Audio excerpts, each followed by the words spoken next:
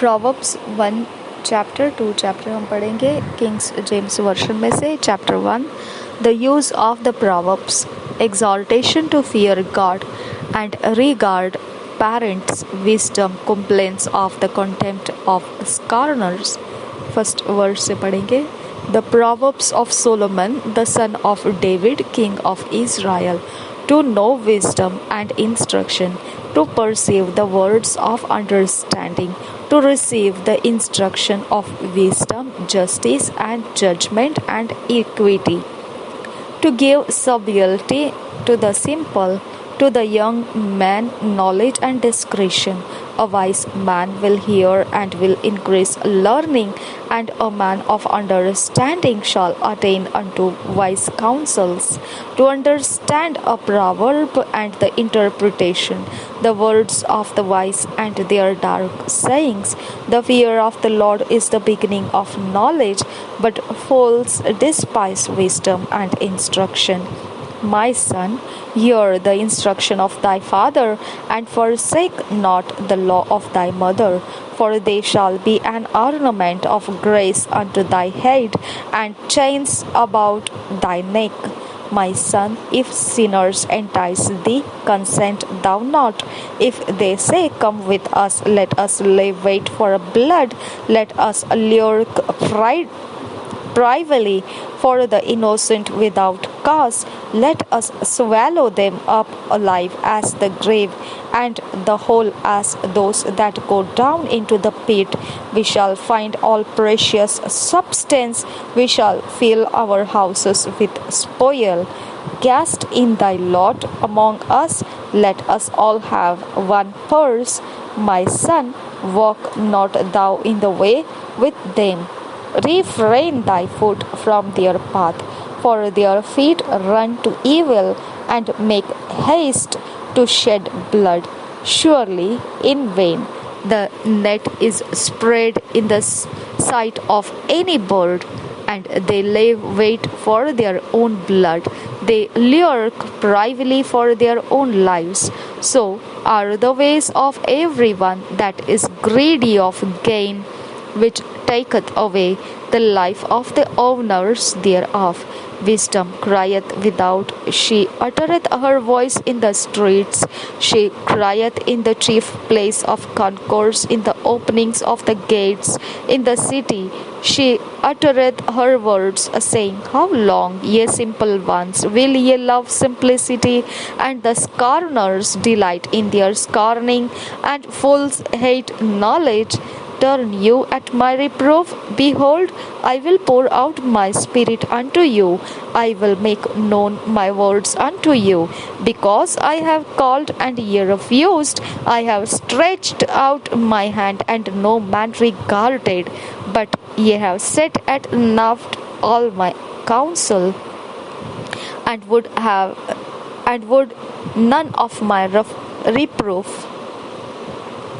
I will also laugh at your calamity. I will mock when your fear cometh. When your fear cometh as a desolation, and your destruction cometh as a whirlwind, when distress and anguish cometh upon you, then shall they call upon me, but I will not answer. They shall seek me early, but they shall not find me. For that they hated knowledge, and did not choose the fear of the Lord. They would none of my counsel, they despised all my reproof. Therefore shall they eat of the fruit of their own way, and be filled with their own devices. For the turning away of the simple shall slay them, and the prosperity of fools shall destroy them. But whoso hearkeneth unto me shall dwell safely, and shall be quiet from fear of evil. Chapter 2 Wisdom promises godliness and direction to her children. First verse say, My son, if thou wilt receive my words and hide my commandments with thee, so that thou incline thine ear unto wisdom and apply thine heart to understanding, yea, if thou criest after knowledge and liftest up thy voice for understanding, if thou seekest her as silver and searchest for her as for hid treasures, then shalt thou understand the fear of the Lord and find the knowledge of God.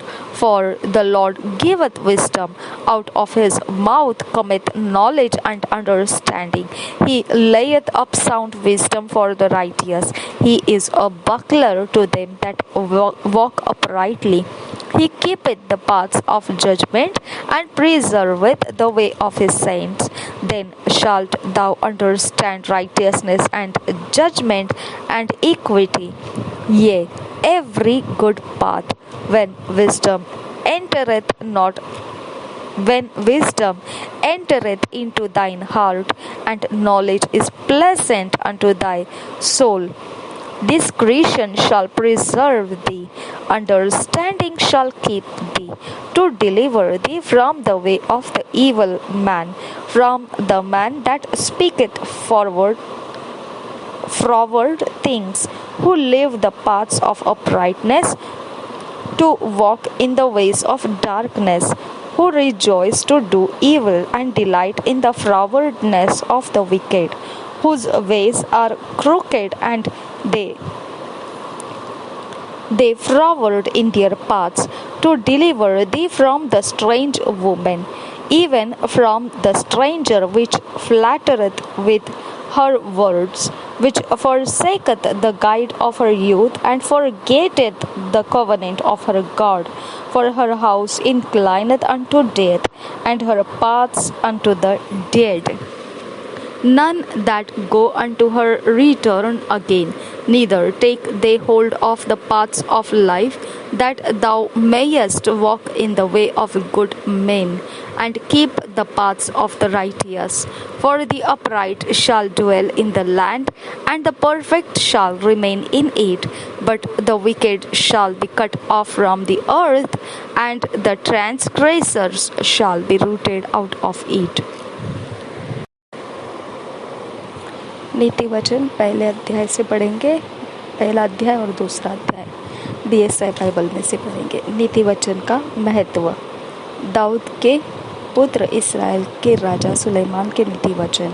इनके द्वारा पढ़ने वाला बुद्धि और शिक्षा प्राप्त करे और समझ की बातें समझे और काम करने में प्रवीणता और धर्म, न्याय और निष्पक्षता की शिक्षा पाए, कि भोलों को चतुराई और जवान को ज्ञान और विवेक मिले, कि बुद्धिमान सुनकर अपनी विद्या बढ़ाए और समझदार बुद्धि का उपदेश पाए, जिससे वे नीति वचन और दृष्टांत को और बुद्धिमानों के वचन और उनके रहस्यों को समझे। युवकों को सलाह, यहोवा का भय मानना बुद्धि का मूल है। बुद्धि और शिक्षा को मूढ़ ही लोग तुच्छ जानते हैं। हे मेरे पुत्र, अपने पिता की शिक्षा पर कान लगा और अपनी माता की शिक्षा को न तज, क्योंकि वे मानो तेरे सिर के लिए शोभायमान मुकुट और तेरे गले के लिए कंठ माला होगी। हे मेरे पुत्र, यदि पापी लोग तुझे फुसलाए तो उनकी बात न मानना। यदि वे कहे हमारे संग चल, कि हम हत्या करने के लिए घात लगाए, हम निर्दोषों की ताक में रहे, हम अधोलोक के समान, उनको जीवता कब्र में पड़े हुओं के समान नमूचा निगल जाए। हमको सब प्रकार के अनमोल पदार्थ मिलेंगे, हम अपने घरों को लूट से भर लेंगे। तू हमारा साझी हो जा, हम सबों का एक ही बटुआ हो। तो हे मेरे पुत्र, तू उनके संग मार्ग में न चलना, वरन उनकी डगर में पाँव भी न रखना, क्योंकि वे बुराई ही करने को दौड़ते हैं और हत्या करने को फुर्ती करते हैं। क्योंकि पक्षी के देखते हुए जाल फैलाना व्यर्थ होता है, और ये लोग तो अपनी ही हत्या करने के लिए घात लगाते हैं और अपने ही प्राणों की घात में रहते हैं। सब लालचियों की चाल ऐसी ही होती है, उनका प्राण लालच ही के कारण नष्ट हो जाता है। बुद्धि की पुकार 20 वचन से आगे। बुद्धि सड़क में ऊंचे स्वर से बोलती है और चौकों में प्रचार करती है। वह बाजारों की भीड़ में पुकारती है। वह फाटकों के बीच में और नगर के भीतर भी ये बातें बोलती है। हे भोले लोगों, तुम कब तक भोलेपन से प्रीति रखोगे? हे ठट्ठा करने वालों, तुम कब तक ठट्ठा करने से प्रसन्न रहोगे? हे मूर्खों, तुम कब तक ज्ञान से बैर रखोगे? तुम मेरी डांट सुनकर मन फिराओ। सुनो, मैं अपनी आत्मा तुम्हारे लिए उंडेल दूंगी। मैं तुमको अपने वचन बताऊंगी। मैंने तो पुकारा परंतु तुमने इनकार किया, और मैंने हाथ फैलाया परंतु किसी ने ध्यान न दिया। वरन तुमने मेरी सारी सम्मति को अनसुनी किया और मेरी ताड़ना का मूल्य न जाना। इसलिए मैं भी तुम्हारी विपत्ति के समय हंसूंगी, और जब तुम पर भय आ पड़ेगा, वरन आंधी के समान तुम पर भय आ पड़ेगा और विपत्ति बवंडर के समान आ पड़ेगी, और तुम संकट और सकेती में फंसोगे, तब मैं ठट्ठा करूंगी। उस समय वे मुझे पुकारेंगे और मैं न सुनूंगी। वे मुझे यत्न से तो ढूंढेंगे परंतु न पाएंगे, क्योंकि उन्होंने ज्ञान से बैर किया और यहोवा का भय मानना उनको न भाया। उन्होंने मेरी सम्मति न चाही, वरन मेरी सब ताड़नाओं को तुच्छ जाना। इसलिए वे अपनी करनी का फल आप भोगेंगे और अपनी युक्तियों के फल से अघा जाएंगे, क्योंकि भोले लोगों का भटक जाना उनके घात किए जाने का कारण होगा, और निश्चिंत रहने के कारण मूढ़ लोग नष्ट होंगे। परंतु जो मेरी सुनेगा वह निडर बसा रहेगा और बेखटके सुख से रहेगा। हालेलुया। बुद्धि का नैतिक लाभ 2 अध्याय पहले वचन से। हे मेरे पुत्र, यदि तू मेरे वचन ग्रहण करे और मेरी आज्ञाओं को अपने हृदय में रख छोड़े और बुद्धि की बात ध्यान से सुने और समझ की बात मन लगाकर सोचे और प्रवीणता और समझ के लिए और यत्न से पुकारे और उसको चांदी के समान ढूंढे और गुप्त धन के समान उसकी खोज में लगा रहे, तो तू यहोवा के भय को समझेगा और परमेश्वर का ज्ञान तुझे प्राप्त होगा, क्योंकि बुद्धि यहोवा ही देता है। ज्ञान और समझ की बातें उसी के मुंह से निकलती है। वह सीधे लोगों के लिए खरी बुद्धि रख छोड़ता है। जो खराई से चलते हैं उनके लिए वह ढाल ठहरता है। वह न्याय के पथों की देखभाल करता और अपने भक्तों के मार्ग की रक्षा करता है।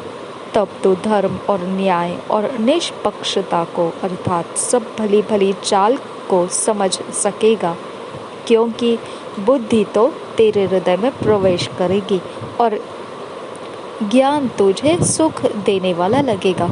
विवेक तुझे सुरक्षित रखेगा और समझ तेरी रक्षक होगी, ताकि तुझे बुराई के मार्ग से और उलट फेर की बातों के कहने वालों से बचाए, जो खराई के मार्ग को छोड़ देते हैं ताकि अंधेरे मार्ग में चले, जो बुराई करने से आनंदित होते हैं और दुष्ट जन की उलट फेर की बातों में मगन रहते हैं, जिनकी चाल चलन टेढ़ी मेढ़ी और जिनके मार्ग बिगड़े हुए हैं।